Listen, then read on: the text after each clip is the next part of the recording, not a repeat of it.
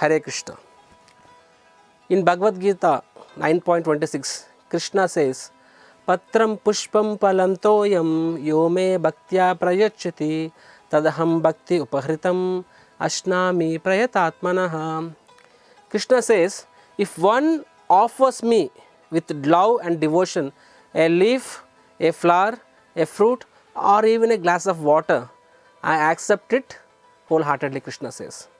So, people when they hear this shloka, does God really need our service?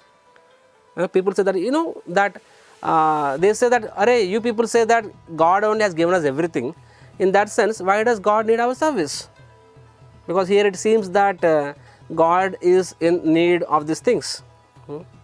The fact is, God doesn't need anything from us. He doesn't need our service. But on the other hand, we need His service actually. Right? By serving God, it's we who gain, not He actually. Just like with the folded cup, they take some water and they offer that oblations again back in the Ganges. Now the point is very simple, that the water actually belongs to Ganges. So we are taking some cup of water from the Ganges and we are putting it back in the Ganges, So we are giving the water of Ganges back to Ganges, but still we do it, and we should do it. Why do we do that? For our own purification. It is act of offering, act of our love actually, and by that Mother Ganges is pleased actually, right? So I can give another simple example.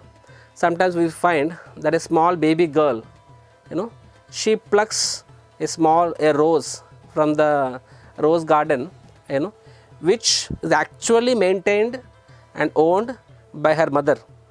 So she plucks a small rose and then she gives it to the mother. Mother, Mama, happy birthday. The flower actually belongs to the mother itself. The whole garden belongs to the mother. But still, the mother becomes so happy, so pleased to see her daughter giving that rose flower to her actually. Because it is the flower belongs to the mother, but it is given back to the mother. But there is a difference. What is the difference? The difference, there is a love added to the flower, and it is a love which is manifested through the flower that is actually making the mother happy. And that happiness sometimes is more than even the happiness that she receives by receiving much more expensive gift, but which is not actually out of pure love, right? So in the same way that if you see ourselves, our body, our mind, our intelligence, everything is actually given by the Lord. So He has given everything. We don't have anything. Our own existence actually belongs to the Lord, and even the entire creation with all its resources are also actually Lord's energy, right? Now the jiva, when we use our body and mind, right, and the gods, the energies, the resources, and use it back in Lord's services, that actually gives lot of pleasure to the Lord.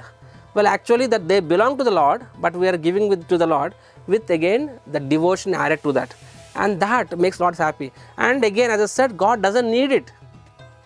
God doesn't need it because He is Atmaram, He is self-satisfied. But despite being a self-satisfied person, despite being not in need, it is His love, because the jivas being His children, Mamai, it is mentioned that, right? Aham bija pradapita. So Krishna says that He is the seed giving father.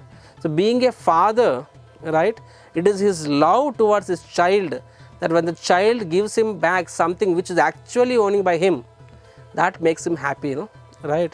So the whole creation, right, our whole existence, our skills, our talents, a devotee of the Lord should understand that they are all the blessings of the Lord, the mercy of the Lord, and he uses whatever the Lord has given him, back in Lord's service.